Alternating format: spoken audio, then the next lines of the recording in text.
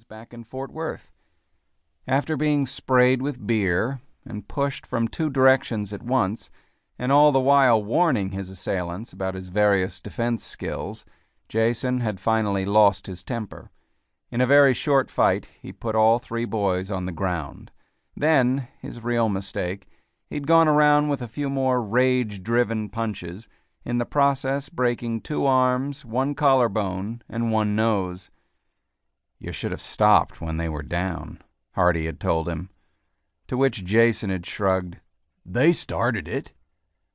Even so, the story probably would have ended there, had not one of the 3 victims been the son of Richard Raintree, a San Francisco supervisor and political ally of District Attorney Sharon Pratt.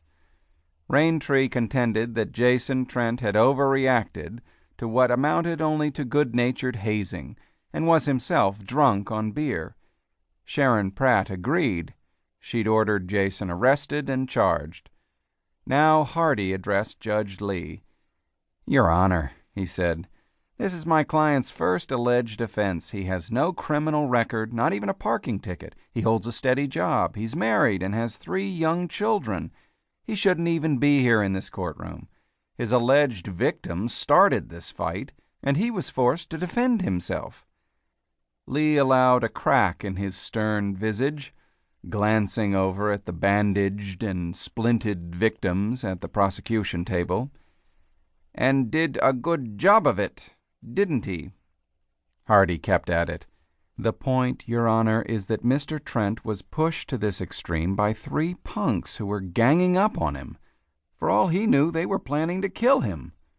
This woke up the prosecutor, Frank Fisher, who objected to the use of the word punk. "And further, Your Honor, the victims were on the ground at the time of the attack. They posed no threat to Mr. Trent at that time." "They are the reason anything happened at all, Your Honor." The odds were that he was whistling in the wind, but Hardy felt he had to go ahead. "Mr. Trent didn't do anything wrong here. He used appropriate force to stop a vicious and unprovoked attack." Hardy noted the vibration at his belt, his silent beeper going off. He glanced down at it, a message from his office. Well, he was almost done here, finally. The judge had heard his little speech and now would set bail and assign a trial date, and then... But Lee, no doubt for reasons of his own, suddenly had a different idea.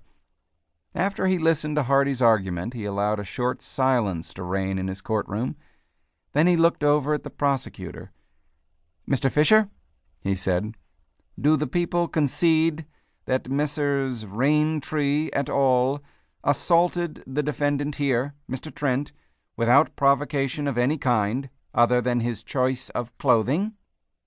Fisher was a nondescript functionary in his mid-30s. By his reaction, this might have been the very first time that a judge had surprised him, or even spoken to him in the course of a proceeding.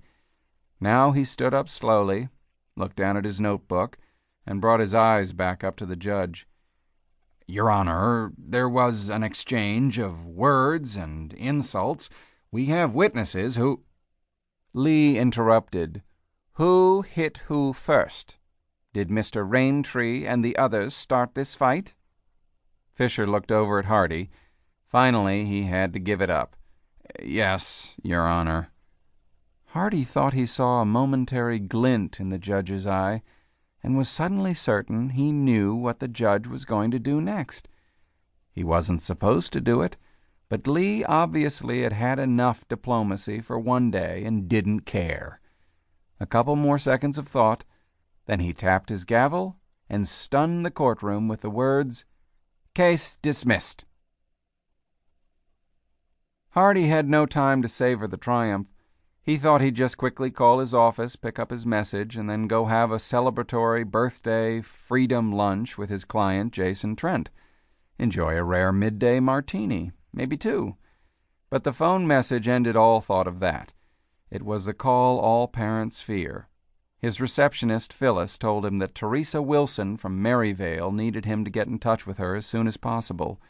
Maryvale was where his children, Rebecca and Vincent, went to school, and Teresa Wilson was the principal there.